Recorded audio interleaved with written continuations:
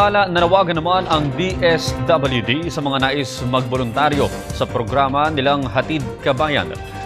Marami na kasi tayo mga kababayan na lumuluwas mula sa Eastern Visayas na nagbababaan sa Villamor Air Base sa Pasay City para sila'y makarating sa kanilang mga kamag-anak at kaibigan dito sa Maynila at ibang bahagi ng Luzon. Ngunit nagiging problema nila ang paghahatid sa mga lugar na kanilang pupuntahan. Kaya't nananawagan ng DSWD sa may mga mabuting puso na may mga sasakyan o transport groups na voluntaryong maghahatid sa ating mga kababayan. Kung kayo po ay interesadong tumugon sa panawagang ito, maaari po kayong dumiretso sa Villamor Air Base at makipag-ugnayan sa DSWD o tumawag sa numerong